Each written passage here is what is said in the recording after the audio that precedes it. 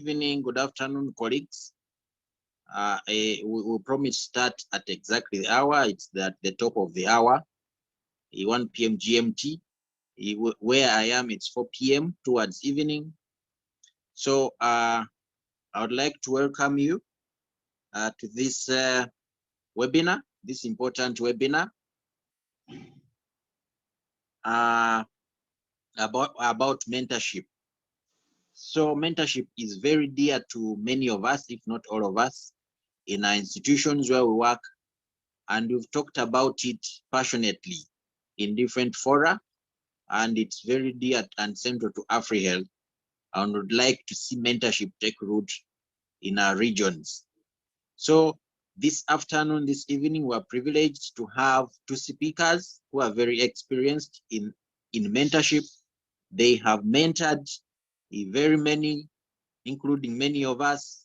They are still mentoring, and they have dedicated their time to actually make sure that mentorship takes root on the African continent, and we are very privileged to have them today. So these are Dr. Alex Coutinho, who's going to be our first speaker, and then Professor Elizabeth Bukusi, who will speak next, again on mentorship.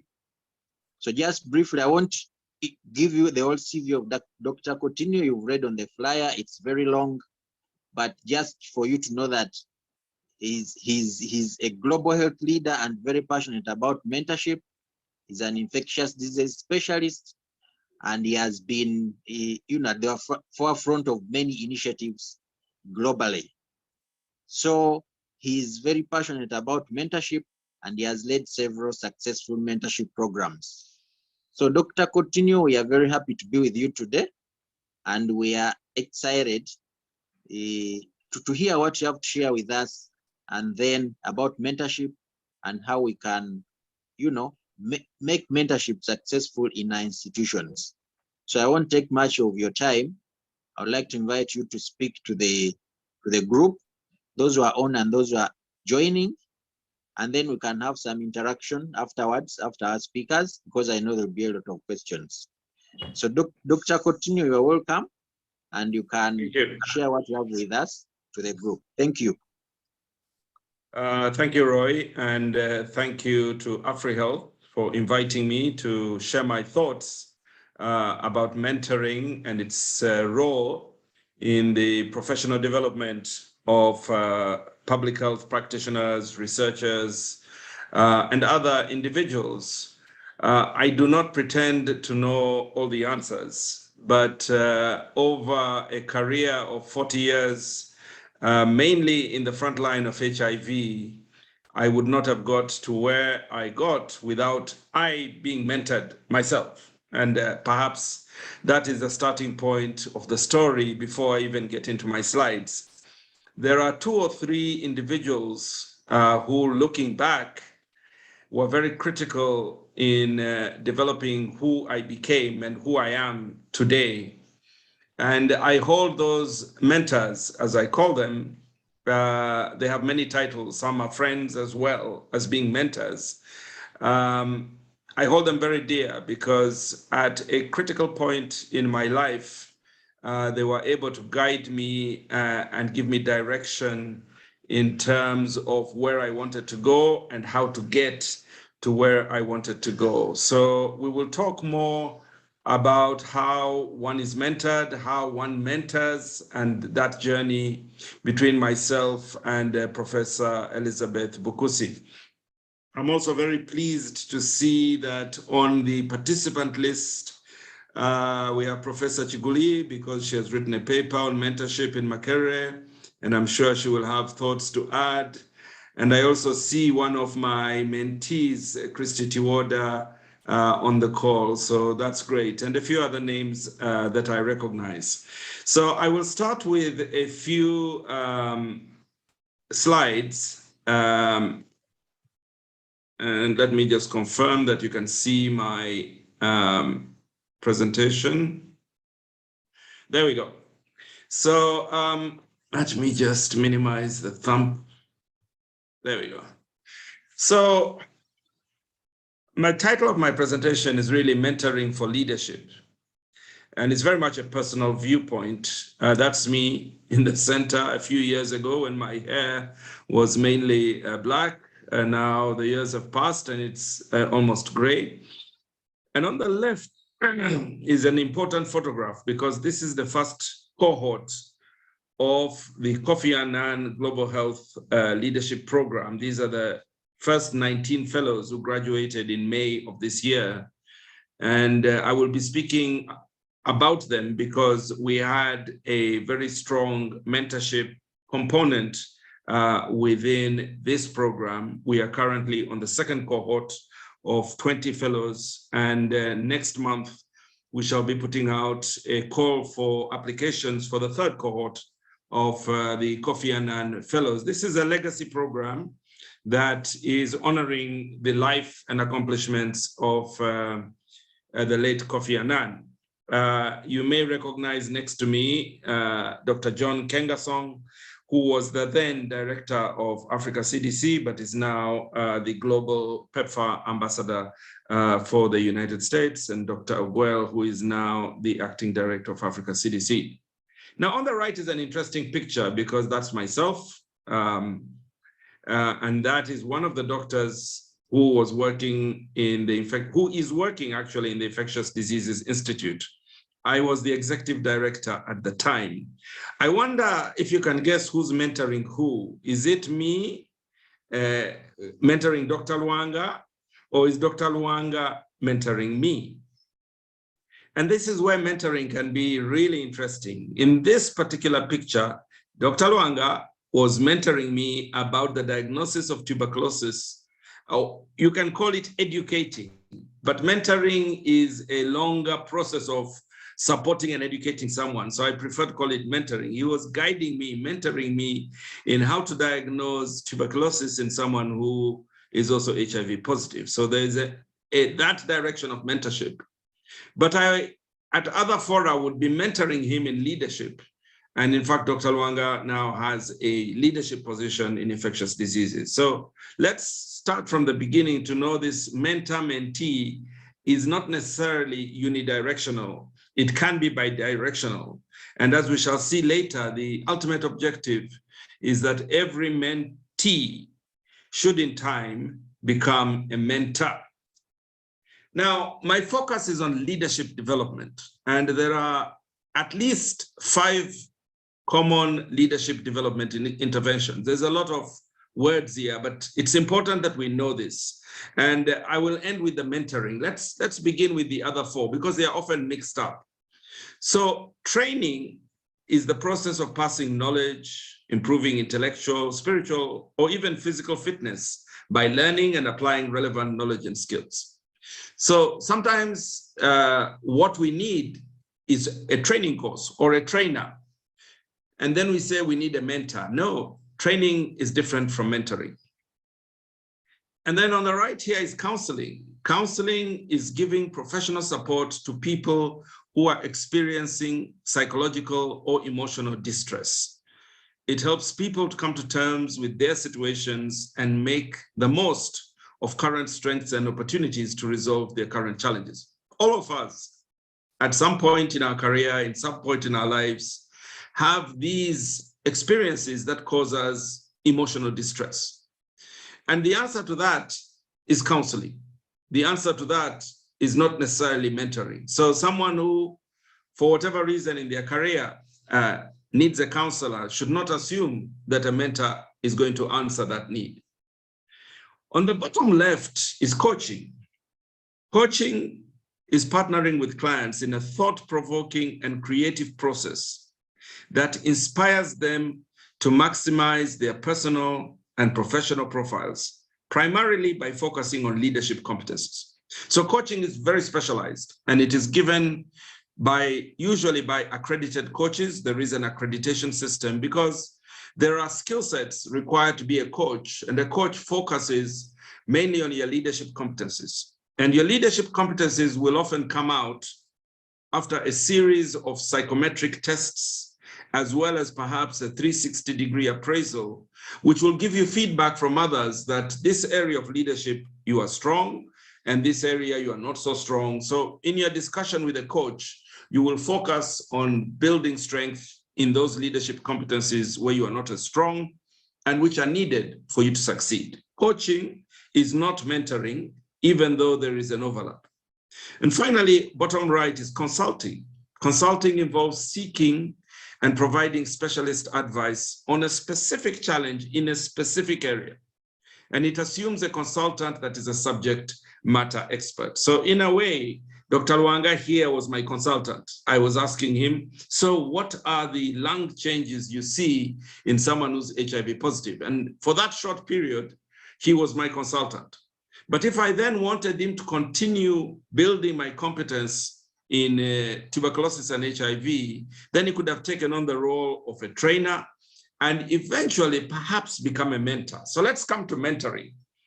And purposely, I have put mentoring at the center of these 5 common leadership development interventions, because mentoring is a process in which a more experienced person in a particular field, and we call that person the mentor, serves as a role model, supporting a less experienced person in that particular field, whom we call a mentee, for the purpose of promoting the mentee's professional and personal development. So the key process is that mentoring is focused on a particular field. It has nothing to do that a mentor is older than a mentee. You know, it's not defined by age. Someone is older and more experienced. Yes, if they are more experienced in a particular field, then they will be mentoring you.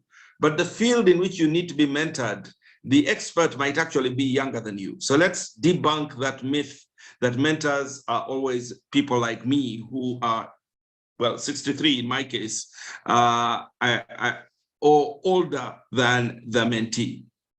And the last 4 words, they are there to promote the mentee's professional, but also personal development. Mentoring does not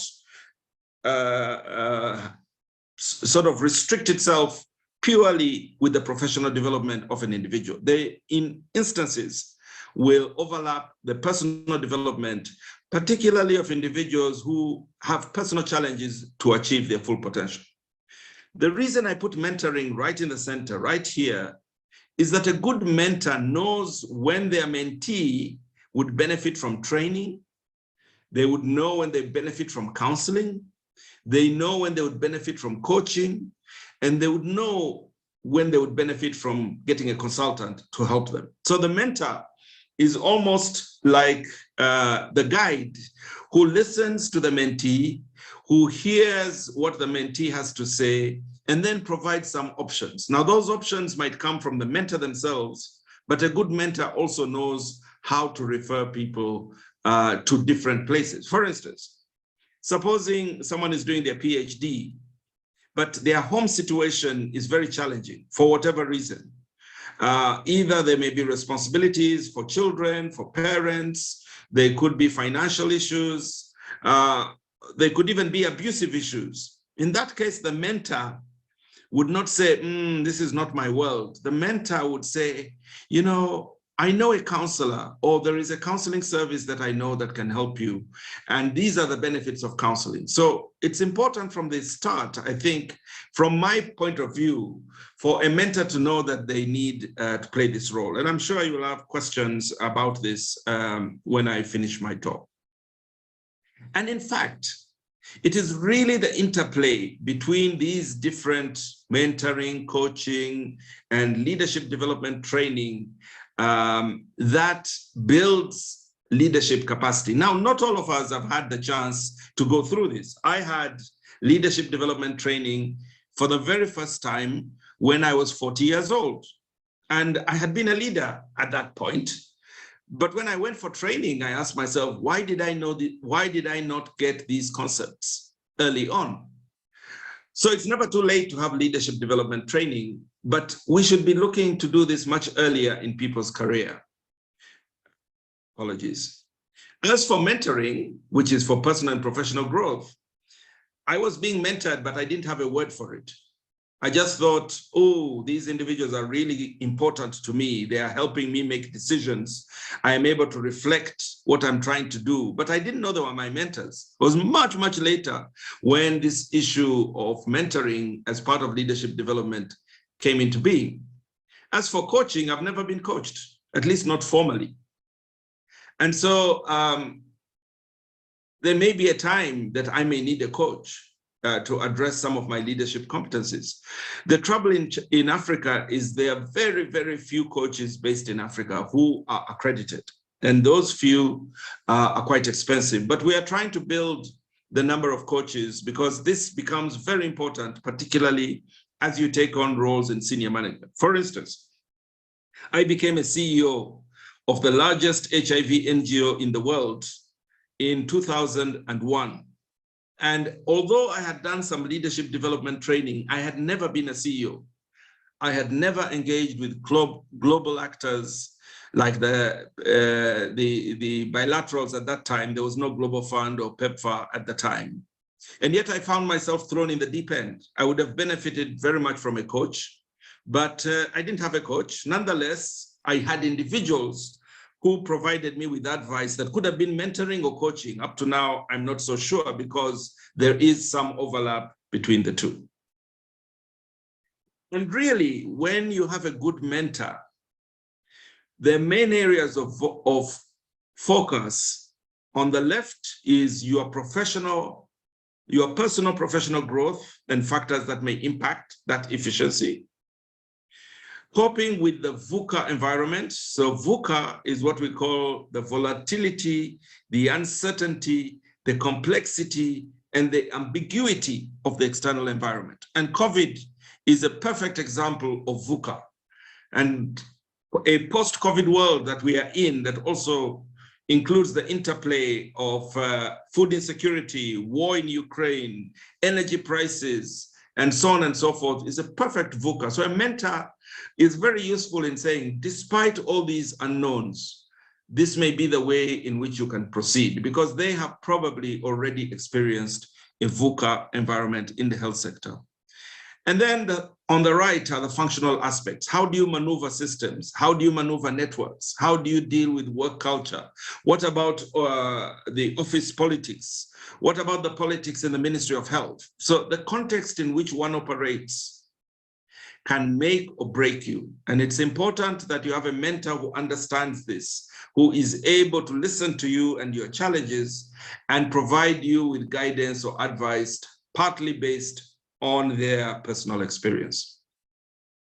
So I've talked about coaching. I'll go in a little bit deeper. Coaching will support adaptation and adoption of leadership practices to enhance goal achievement. And specifically, coaching is about self-awareness.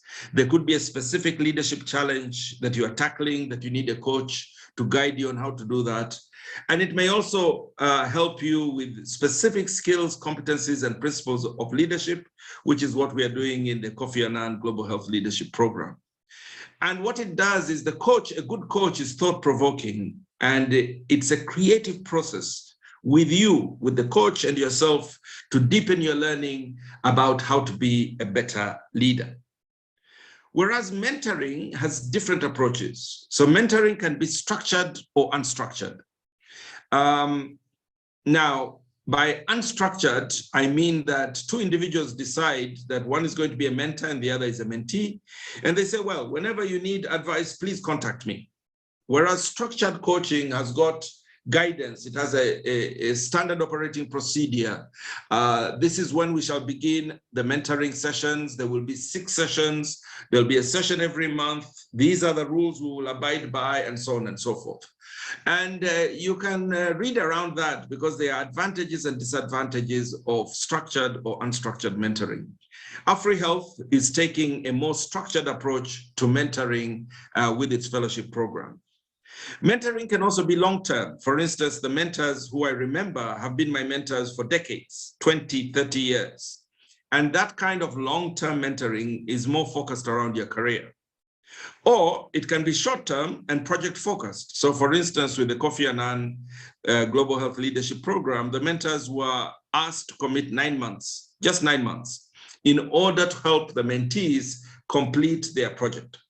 But what is interesting is that often a short-term mentor, if they gel, if they connect between the mentor and the mentee, can then become a long-term mentor. So often long-term mentors began as short-term mentors.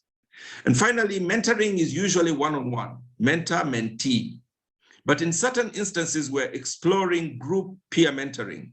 And for the second cohort of the Kofi Annan Global Health Leadership Program, we have put our fellows into groups of 4 or 5 because they're already quite senior and experienced. And we are teaching them the principles of mentoring to see if as a group, they can do peer mentoring. Now, this is a long list and you'll get this presentation, but I'll just go through some of the key ingredients in my view for a good outcome. The first and most important is that there should be a recognition and a desire by the mentee to be supported in their professional development or to accomplish a specific goal. If the mentee is not interested in being mentored, you may as well stop the process right there, because this whole relationship is driven by the mentee. Now, clearly, you also need willingness and desire by the mentor to support another individual in their development, and preferably pro bono, with no money, because money can corrupt that relationship. Coaches are, by definition, paid consultants who provide help in leadership competencies. But the best mentors, in my view, are not paid. They do what they do because they truly love and desire to help others. The third is clearly listening skills by both parties, but particularly by the mentor. The mentor needs to be able to listen, and the mentor should not be telling the mentee, this is what I would do if I was you, because really you're trying to help the mentee bring out the options that they have and select the one that works best for them, whilst you are giving a little bit of help here and there. Clearly mutual respect, and in particular, honor time commitments. And that means good communication and follow-up. My time is very precious. So if I had turned up for this talk and there was no one there, it's unlikely I would give a talk again for AFREhealth. That's what is called mutual respect for each other's commitments. And respect usually leads to trust. And if you want a long-term mentorship relationship, you need to develop trust. But trust doesn't happen overnight. It takes place over time. Clearly, there has to be professional conduct at all stages of the relationship. The mentor and mentee cannot turn into another type of relationship. And the minute any of the two parties realizes that the relationship is drifting into a more personal relationship, then the mentor-mentee should break off, because that will be unprofessional. And finally, if possible, outcomes and milestones should be mutually agreed. I must be the first to admit that I never did this with the people I regard as my most important mentors, but for short-term mentoring, because you only have a limited time span, it may be important to have these outcomes and milestones agreed. So as I come to the end, I wanted to showcase 3 of my mentees. On the left is Dr. Joel Mubuuke from Rwanda. He is currently the CEO of Partners in Health in Rwanda and the acting vice chancellor of the University of Global Health Equity. When I met Dr. Joel in 2015, for the very first time, when I became the CEO of Partners in Health, within 10 minutes of talking to him in my office, I knew he was destined for big things. The way he spoke, the way he thought, the way he expressed himself. And I told him upfront, I said, Joel, in 10 years, you are going to be doing fantastic things. And he broke that timetable, and he is already a CEO himself and an acting vice chancellor. And I'm really proud of him. In the middle is Dr. Joanita Chigozi. Joanita works for the Infectious Diseases Institute, heading up very important grants that are doing health system strengthening and responding to HIV across Uganda. Again, she walked into my office, and within 20 minutes, I knew she was destined for big things. She had trained in the UK and yet had chosen to come back to work in Uganda with no guaranteed job. So I knew her heart was in the right place. And she too, I have continued to mentor, and I'm very proud of her accomplishments. And my most recent mentee on the right is Dr. Izukanji Sikazwe who is the CEO of the largest HIV NGO in Zambia called SIDZR. And she was a fellow of in the first cohort for the Kofi Annan Global Health Leadership Program. And she has an amazing vision for Africa. But the most important part is that all these three mentees of mine have become very important mentors to others. And to me, the measure of a good mentorship journey is that the mentee becomes a mentor. Because if you have benefited from a great mentor, really it is your duty to pass it on, and you would have learned the skills that are important. So to Joel, Joanita, and Izukanji, who gave me permission to use their pictures and their stories, you are my proudest moment when I think about my own journey as a mentee and then as a mentor. So finally, mentoring is a personal choice. You cannot force someone to be mentored. And I've spoken to AFREhealth and other organizations that you need very good induction in order for both mentor and mentee to understand it's a personal choice. And if someone says, I don't think I need mentoring, you can try and convince them, but you cannot force them. Mentoring is also demand-driven. It is the mentee who takes the lead. If a mentor is always chasing a mentee and reminding them that we agreed there was a session and the mentee saying, oh, I'm sorry, I forgot, then it's not working out well. Clearly, confidentiality, trust, good communication are the bedrock of a good mentoring program. And finally, there needs to be a good match between the mentor and the mentee. It doesn't always work out. And it's always tricky, as it's a complex mixture and interplay of personalities, technical expertise, and experience with mentoring. So sometimes you may start out with someone and realize this one is not working out, and you have to look for another mentor. But you need to be very clear why you need a mentor. So on the left, as I said, there's that little caption. You can lead a horse to water, but you can't make him drink. Similarly, you can allocate someone a mentor, but that will not mean that they benefit. Hopefully, they will get that eureka moment when they realize that mentors, especially lifelong mentors, are an important and essential part of professional and personal growth. Thank you very much. I'm happy to take questions, or if Elizabeth is on the call, I think the organizers will organize it the way they wish. Thank you. Yeah, thank you very much, Dr. Coutinho, for that exciting talk and very stimulating indeed. I think we are going to take a couple of questions at the end after Elizabeth's talk. So without wasting time, the next speaker on this webinar is Professor Elizabeth Bukusi. And also I want to read her extensive CV, but just to tell you that she wears many hats. She's an obstetrician, she's a researcher at the Kenya Medical Research Institute. She's a bioethicist, she's a leader, she's a mentor, and she's a faculty at the University of Washington, as well as University of California, San Francisco. And she's very passionate about mentorship. She has also participated in global trainings in mentorship. Professor Elizabeth Bukusi, you are welcome to share with us what you have prepared for us today. Thank you very much. Thank you very much. I hope you can hear me clearly. Yes, we can. Excellent. So I'd like to thank the organizers for this opportunity. And Alex, you're such a hard act to follow. So I'm very sad that because of my delays, I'm having to speak after you. But I'll do my best to share some insights. And I've been given a more challenging topic. I think it's very easy to talk about mentoring on a personal basis and talk about it from the point of view of mentoring one person or a number of people. But when it comes to talking about institutions and the success and the benefits of institutions when it comes to mentoring, it's a little bit more challenging.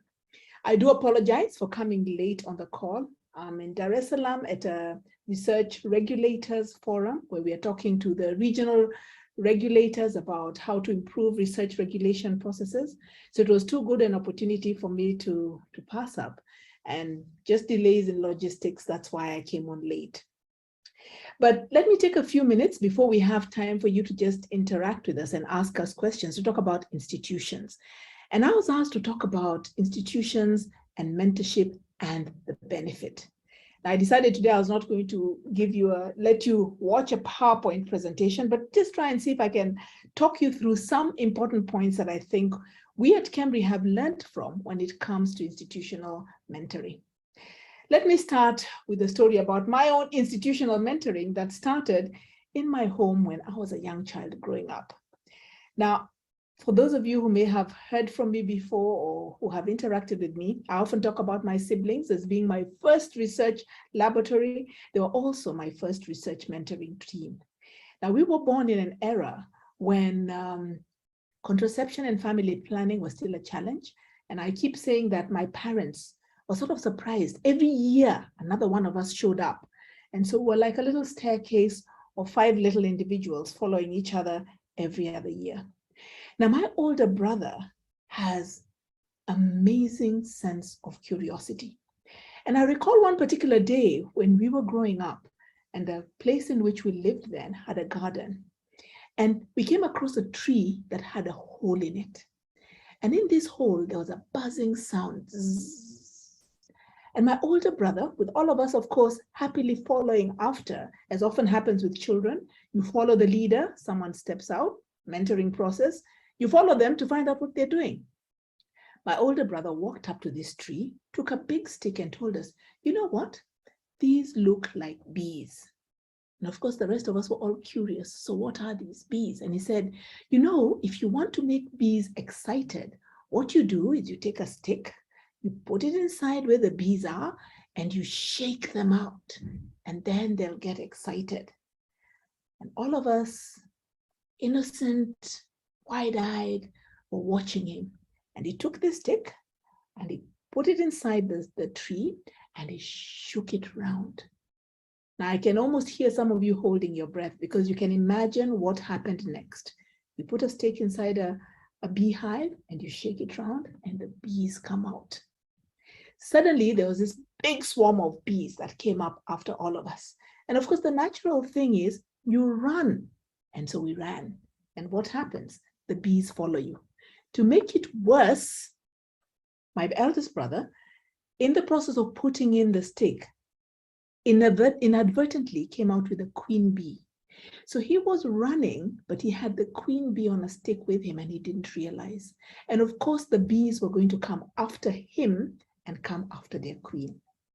Needless to say, we had a hair-raising event, and thankfully, we all survived and were not bitten by the bees. Somehow managed to survive. If you want to find out the rest of that story, find me personally and I'll tell you. Now, why am I telling you that story? Mentoring institutions is a bit like putting a stick inside a hive. You shake it, but you don't know what's going to come out of it. You can end up with a swarm of angry bees coming after you. And if in particular you end up holding the queen bee, you really are in trouble. At Cambry, we realized that we had identified that we had a very critical number of young scientists who needed mentoring, but we did not have structures in which to mentor them. There was no formal organized mentorship. It happened ad hoc, what Alex was describing as sometimes intentional, sometimes not intentional. But we also found out that we needed to have a program that would help individuals be able to be clear about what their mentoring needs and their mentoring goals are. So we did a survey and we asked individuals, would you want to be mentored? Interestingly, literally at every single level, people indicated that they were very interested in being mentored. And what did they say? They said that they found that mentoring would help them in their development of their skills. It would enhance their professionalism and their networking. They felt it would be a good opportunity for them to share knowledge. It would allow them to be able to access resources they might not otherwise get. It would help them in terms of planning their careers and give them guidance. It would help transition them even into other job opportunities and would help grow them in their chosen fields. So given there was such a desire and such a need, why didn't we have a program? The challenge was because we all came from an institutional setup where mentoring had not been traditional. The supervision, which happens in many universities, and because there's a requirement when you're a student, you must have a supervisor, was well entrenched in the system. But people didn't quite understand what mentoring was and how it could help them. So we set out to be able to first develop, one, a mentoring policy within the institute, and then number two, to develop a mentoring manual that we felt would be able to help individuals start getting mentorship. How did we go about developing the policy? We brought a group together to really look at it. It was a mixture of junior, senior, and middle-level scientists to be able to talk about what was it that they wanted to see in the process of mentoring at the institute. What were they interested in? Fortunately, at that point in time, the NIH had a call, and one of our scholars was able to get an actual supplement that allowed them to be able to be a Clayton Deanders scholar, and allowed them to be able to do this work as part of their scholarship here that was funded to gather information, to develop a policy, and also be able to develop a manual. What did we put in the policy? In the policy, we put issues around the structure. What did we expect out of mentoring? What were the goals of the mentoring at the institution? What levels would it be at? What are our expectations in terms of outcomes? How would we measure if the whole process of mentoring was successful? So we started it at one center, and then we made efforts to actually expand it to the other center. And I'm sure what you're waiting to hear is, so how successful were we? And did we actually make a difference? And what was the impact of this mentoring? We developed a mentoring manual as well that had the how-to, what to do. What kind of training did mentors require? What kind of training did mentees expect? How did we match mentors and mentees together? How long did we expect the mentoring relationship to go for? How did you initiate? How did you continue? How did you stop a mentorship program? We put in specific personal development plans and processes that individuals could use in order to be able to develop and mentor and also follow through on the mentorship journey. Sad to say, we were not as successful as we might have wanted to be. The challenge is that while people were very enthusiastic about the whole idea of mentorship, very few people were willing to commit the time and effort that was required for mentorship. People would sign up, but sadly, people would not show up.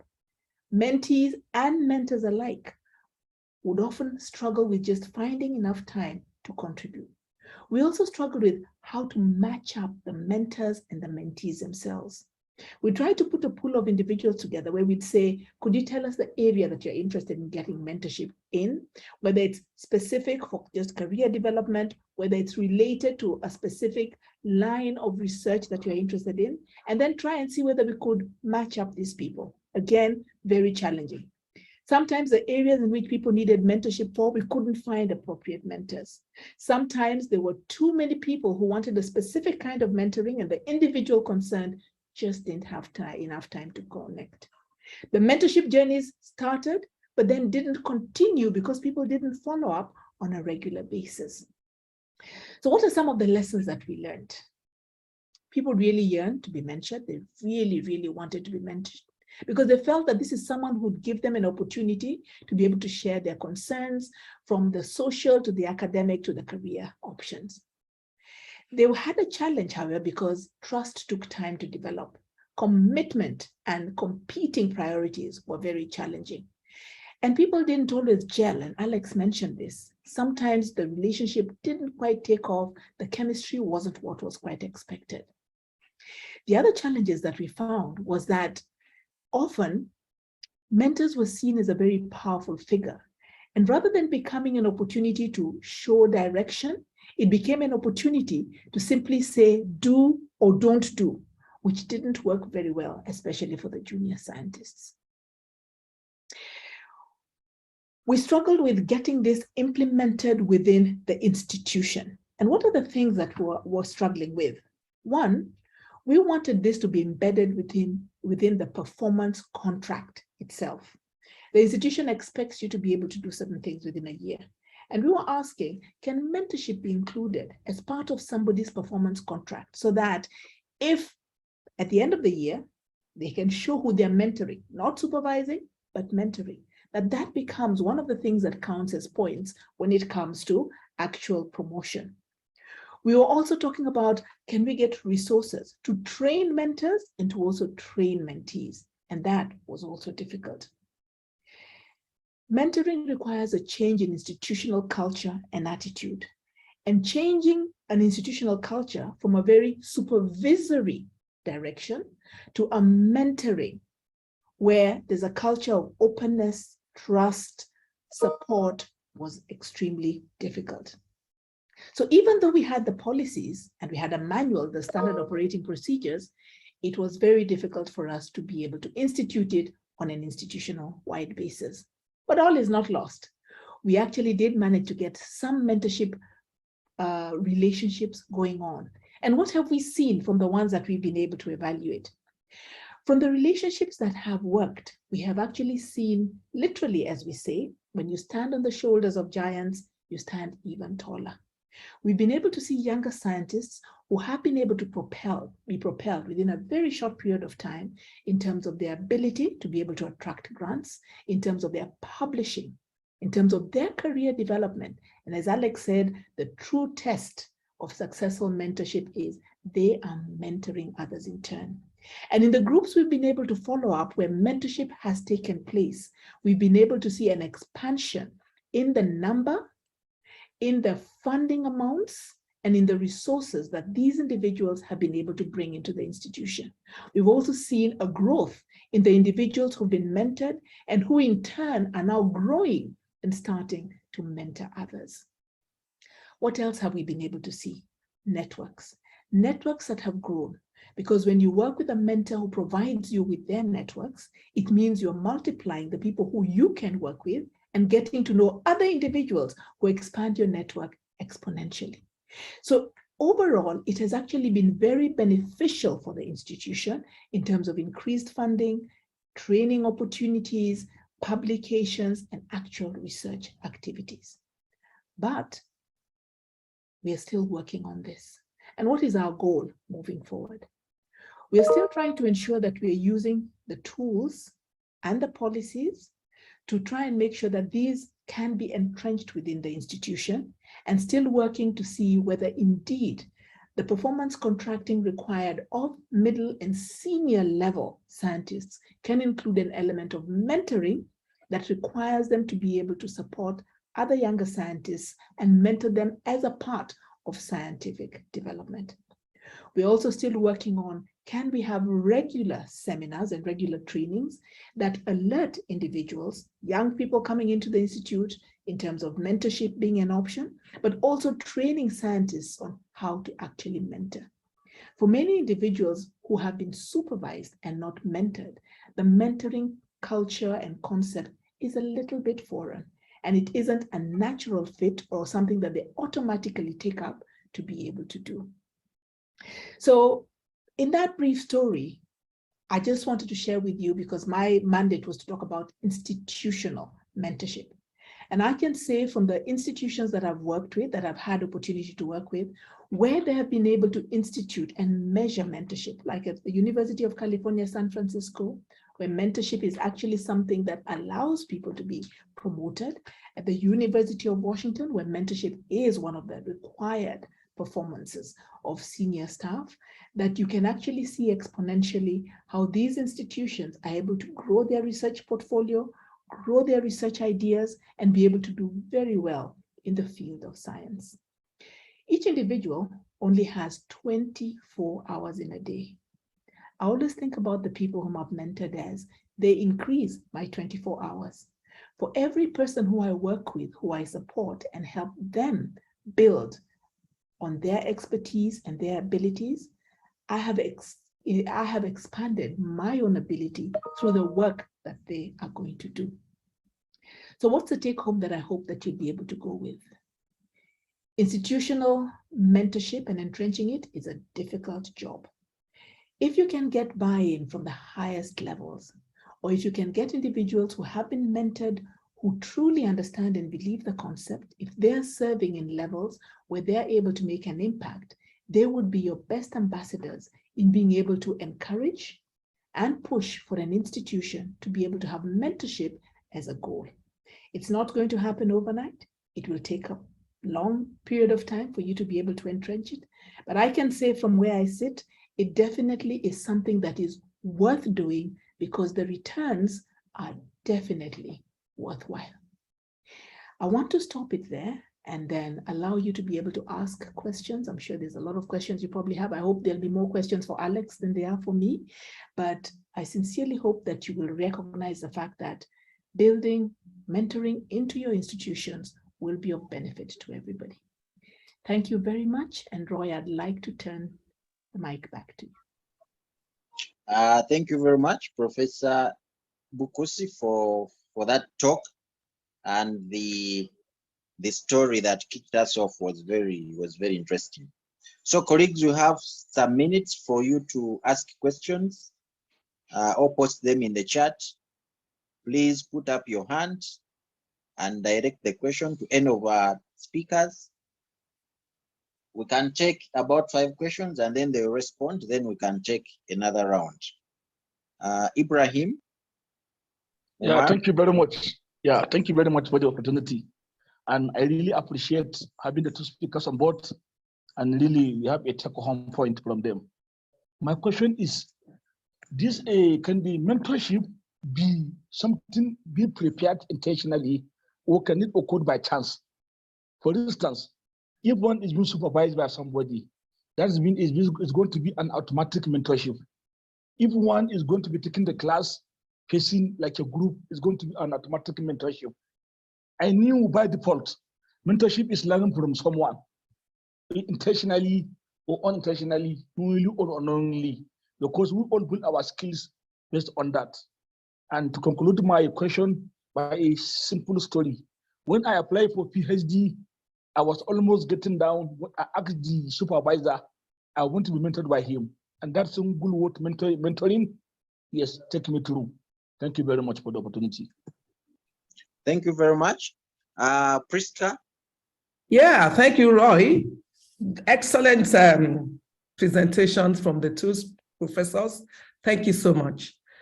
The comments made by the second speaker about people signing up and not showing up is still my personal experience today. And I really want to know how to escape or how to navigate this. Maybe from their wealth of experience, they could share with us. How do we navigate from people signing up for mentorship program and then not showing up on both ways, either as mentees or as mentors? And then from Professor Alex, the 4 columns that shows us what counseling is, what coaching is, what a mentorship is fantastic. I don't know whether there is supervision, whether what supervision is are now supervisors, because sometimes both of them are used interchangeably. So what is the line of demarcation between supervisor and a mentor? Thank you. Thank you, Priska. Rosie Mwanji. Yes, thank you very much. Those are 2 great presentations. My question goes to Professor Bukusi. I'm just wondering how, if the potential mentees were involved in proposing their own mentors, and how often this is happening in terms of screening and matching mentors to mentees. Okay, thank you very much. Let's take one more. Tsitsi. Thank you very much, Roy. And thank you, Prof. Elizabeth and Prof. Alex, for those very insightful presentations. My question has to do with the motivation for mentoring or becoming a mentor. Prof. Alex said from his experience that usually mentors who mentor out of passion make the best mentors in most cases. And Prof. Elizabeth is advocating for mentorship to be maybe one of the key performance indicators be included as a requirement in your performance contract, for instance. So how do we strike a balance between those 2? I guess I'm asking both Prof. Alex and Prof. Elizabeth, how can we do more regarding motivation for mentorship? Thank you. Okay. Thank you very much. I think Elizabeth and Alex, you can respond to those, and maybe also take on, somebody is asking, how do you balance between the other routine activities and balance up with mentorship responsibilities in institutions where we are? So maybe Professor Bukusi, you can go first, and then Dr. Coutinho will also respond. Then we can take another round. Thank you very much. Really excellent and really difficult questions. So mentorship by chance. I would say that when mentorship happens by chance, it would be more because you met somebody and there was something about them, something about what they're doing that interested you or caught your attention, and you were able to have a conversation with them and start up a mentorship relationship, meaning you hadn't deliberately set out saying, I am going to look for a mentor, but you happened to be in a forum where someone spoke and you went and had a conversation with them, and you know, the chemistry was there, the interest was there from them and from you. You have a common area of interest or a common area that you would want to work on, and the mentorship may spring from that. So it may happen by chance, and that may necessarily work. Now, when it's intentional, it's more like there's a plan. And this links to some of the questions I've been asked about how were we linking individuals based on choice? Yes. Now, the choice could be because somebody had specifically said, I'd like so-and-so to mentor me, or because they said, I want someone, a mentor in this specific area, my area of research, my area of interest, or something. And then the question would be asking the mentor whether they were willing. Because as Alex said very clearly, it has to be willing seller, willing buyer. You can't force people into a mentorship relationship. It has to be both parties that are willing, which touches on the other question someone has asked. I'm saying make it part of your performance contract. But if you make it part of the performance contract, aren't we forcing people? Now, when you make it part of the performance contract, in a sense, you're forcing them because it is a requirement or an achievement, but you're not forcing them because they can choose not to do it, but they won't get a benefit out of it. If you're working in an institution, you are expected to do research, you're expected to publish, but no one's going to force you to publish per se. But you know very well, if you don't publish, you will perish. If you don't teach, there'll be an outcome. If you don't do research, there'll be an outcome. So why should there be that tension around insisting that people mentor? Because we do insist people supervise. University lecturers or people working in research institutions, there's a requirement that you must supervise X number of masters, X number of PhD before you can proceed to the next level. So it's part of what you do as a professional act to advance, but to give back to society. In that same way, shouldn't we also require that mentorship becomes something that people do? Because even as they're supervising, mentorship is a different relationship and a different requirement, but it's just as important. Because as a supervisor, the requirement is that I give you comments and just help you like a manager, walk through the process and finish your degree. As a mentor, on the other hand, the requirement is a little bit different. It's to give you support beyond just supervising your work. It's to be a leader and to help you walk in that path that allows you to achieve your highest potential as an individual, to give you access to networks. So a mentor is more wholesome in that sense. Now, someone has also asked, in the universities and the places that we work in, how do we balance all these requirements? How do we even start? And I know the numbers can be so overwhelming. You may not be able to mentor everybody, but you will be able to mentor some. So if you have a class of 100 individuals, there's no way you're going to mentor 100 individuals, but you may find 2 or 3. And I liked what Alex was saying when he said, someone would walk into his office, he would have a 10-minute conversation with them, and he'd see, this is someone who I would like to put effort into because I can see they're destined for greatness. They have potential. Maybe you can't mentor 100 people, but you may be able to mentor 4. Those 4 individuals for whom you can see there's going to be an impact in your inputting into their lives because it's going to be able to push them to the next level. Let me allow Alex to also give some feedback before I come back in again. Alex, over to you. Thanks, Elizabeth. We make a good wrestling team, a tag team. And you have tremendous experience with this as well. So I'm glad we are sharing the platform. So I'll talk about two things. One is about converting people to become passionate mentors. So you are not born with passion for mentorship. Mentorship is a life journey that we join at different stages of our lives.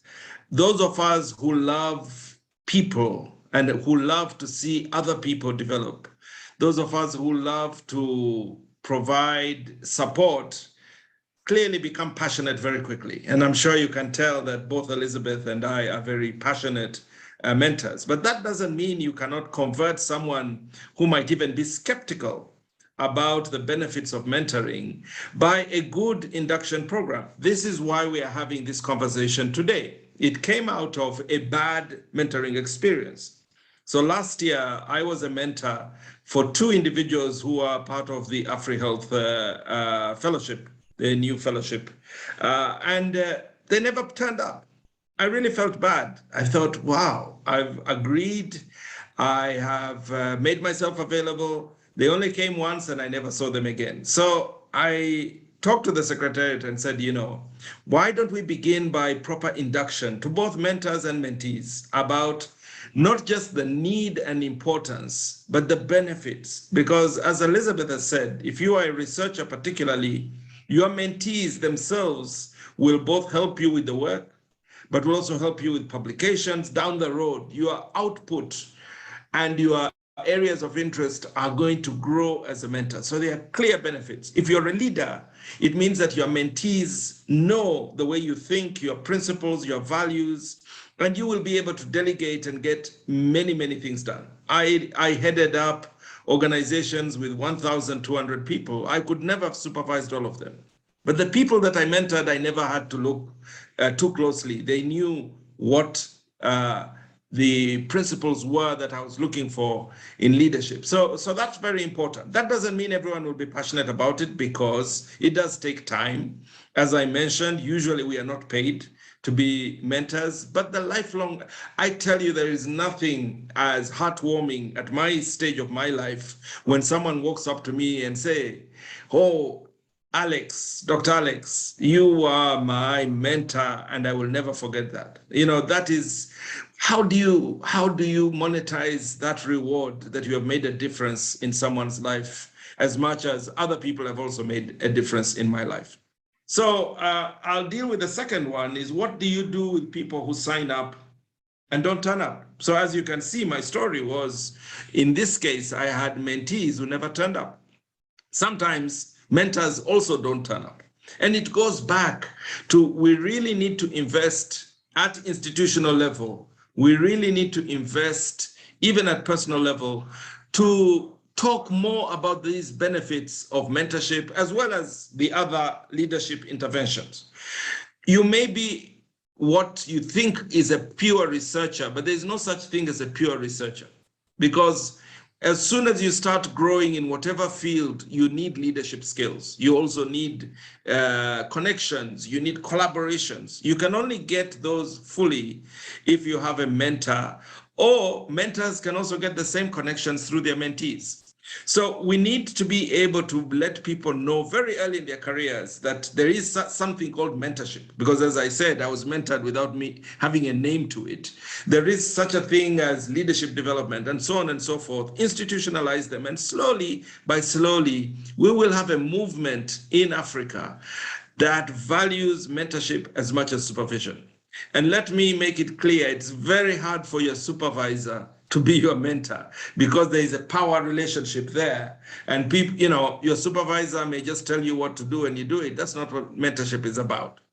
So that would be my general comment. And of course, my last point was that if a mentee has had a successful, a fruitful relationship with their mentor, they are much more likely to be mentors themselves and be good mentors. So it may take time, but we will get there slowly by slowly. Elizabeth, back to you to answer any of the questions we didn't touch on. I think you've done an excellent job. Yeah. Go ahead, Roy. Thank you, Dr. Coutinho and Prof. Elizabeth. We can take one more round of questions. I see time is not on our side, but we can take one more round. If anybody wants to ask anything, maybe you can jot down. I've seen a few in the chat.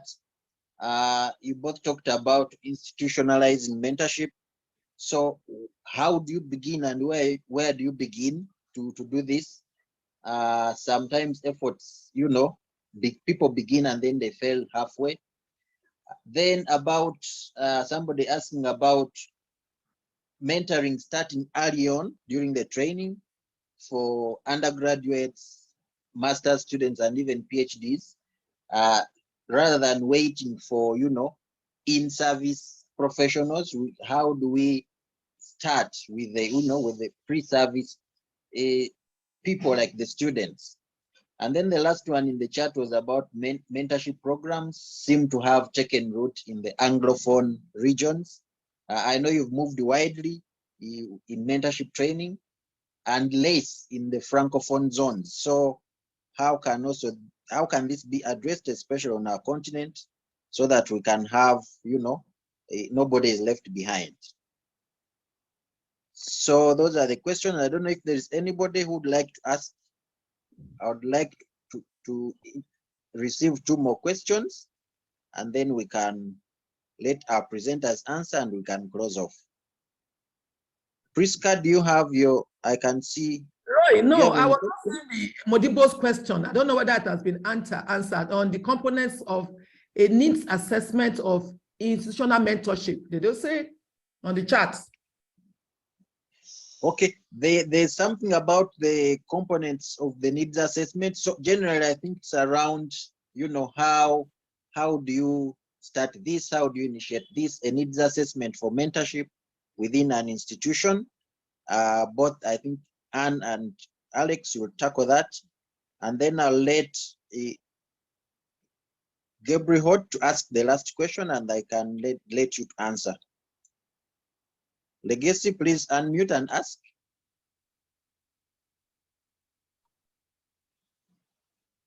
Briefly. Okay. Thank you, Gabriel. My question is, usually we know the importance of mentoring, both for the mentor and the mentee, but practically it was difficult. I goes past through in the medical school, like undergrad and the residency, but how can you make it as a culture?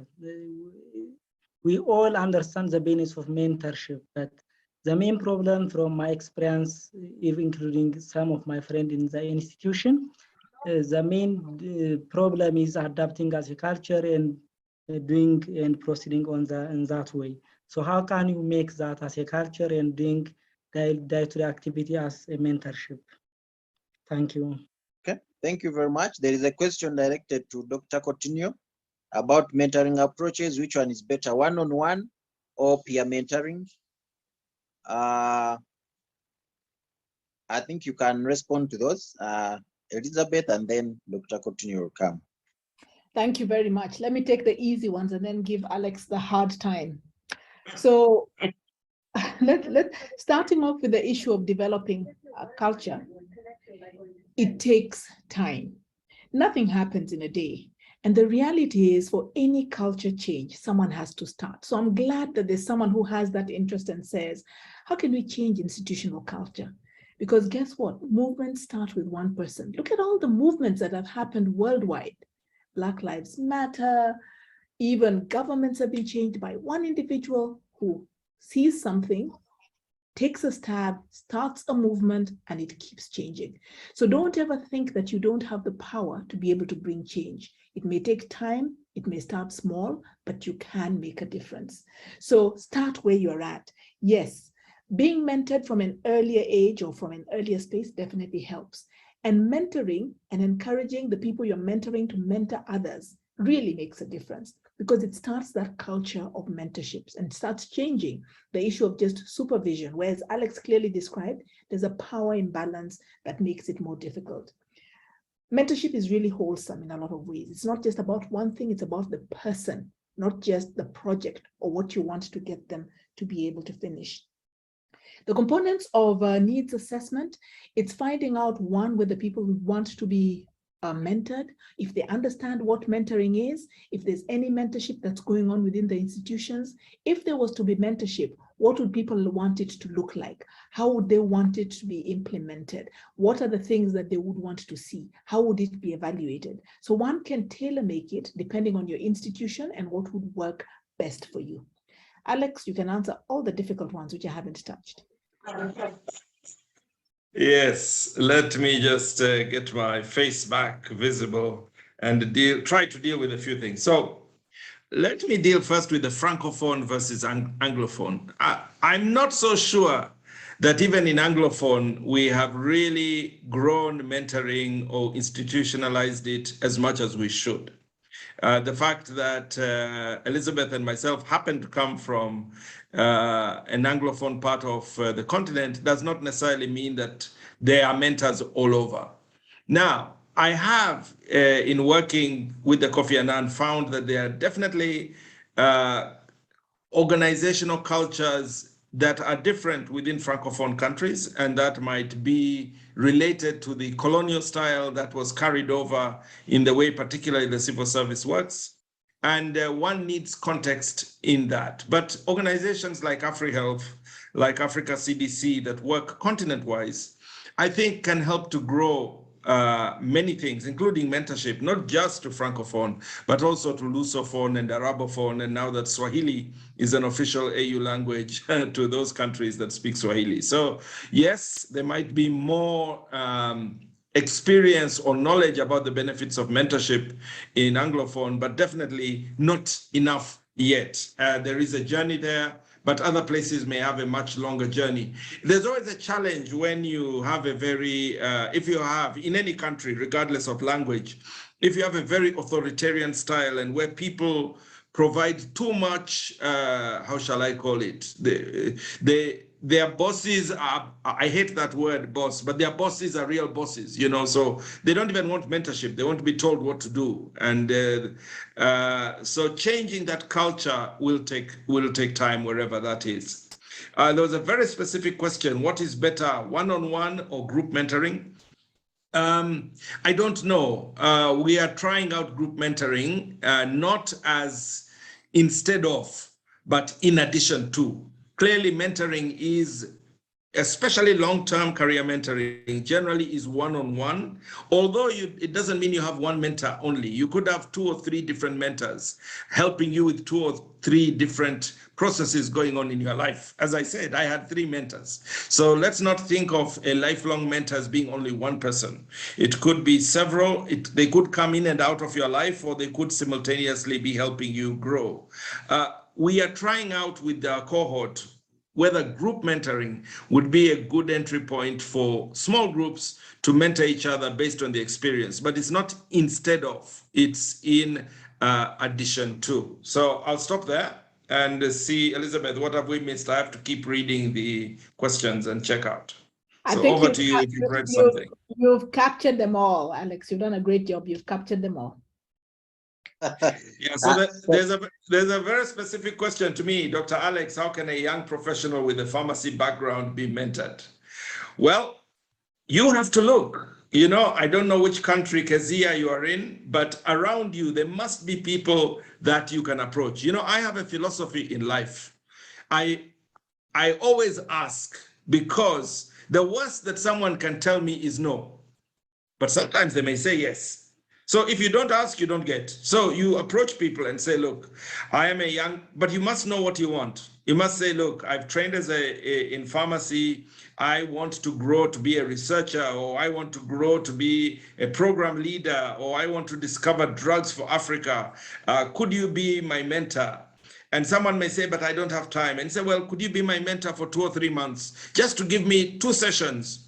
And then you never know, the chemistry might be there. And someone who thought they only were going to mentor you for 2 sessions ends up mentoring you for life. So the responsibility, Kezia, is yourself. Don't be afraid of rejection. That's an important lesson in life generally, and I'm sure Elizabeth can speak to that. Don't expect that everyone you approach will say yes. There'll be several who will say no, but don't take it personally. And then move on and find someone else. Elizabeth, over to you. No, I think you've captured it beautifully, Alex. And indeed, as you've said to Kezia, It doesn't matter whether you're a pharmacist or a lab tech or a medical doctor, whatever you are. If you know where you want to go, find someone who's going to help you get there. A supervisor will tell you what to do. A mentor will help you figure out what you want to do and how to get there. So just find somebody, and if one person says no, knock on the next door. The next one may say yes. Back to you, Roy. Thank you very much. I know mentorship is a very hot cake, but we'd like to thank Dr. Coutinho and Professor Elizabeth for sparing your time to talk to us about this. I know there is a lot to talk about, but also time is not on our side. But this is the beginning of our interactions. Good enough, wherever we reach out to you, you've always been very responsive positively, and we thank you for that. So I'd like to thank all those who have attended this webinar. I'll just give a minute to each of you to say your parting shots before we close off, to the people who have attended, and what's the take-home message that they should go with. So we shall start with Professor Elizabeth. You know, they say ladies first. So let me maintain that, and then Dr. Coutinho will close off. Thank you. My parting shot is mentorship works. I survived the bee attack. I'm alive to talk about it. Mentorship works. Don't give up on it, and don't give up on your institutions. Keep pushing. Over to you, Alex. My parting shot is that until you are a mentor or you've been mentored, it's experiential. It's very hard to just read about it and see that there is a benefit. But you know, long after you have forgotten some of the science that you learned to become a doctor, to become a scientist or a pharmacist or whatever, you will never forget the mentor who guided you at times when you were unsure of what you wanted to do, or when life seemed very challenging and you were juggling multiple opportunities. And as I said, you know, the greatest pleasure that I have is to meet people who come up to me. I might have forgotten them sometimes, and they say, Dr. Coutinho, you are my mentor. And it made such a difference to my life. So I wanted to end on that one and challenge all of us to take up this as an important part of building the health workforce in Africa, but in particular, building those who wish to serve the people of Africa in public health. Over, and thank you. Thank you very much. I want to add on to that. We once again thank you for accepting to facilitate, to be part of this webinar. And those who have logged on, thank you so much. And like the facilitators have said, let this be the beginning of indeed good things in as far as mentorship is concerned. So thank you so much, and I wish you a nice evening, a great morning, a great afternoon, wherever you may be. Bye-bye. Bye. Bye. Thank Bye. you. Bye.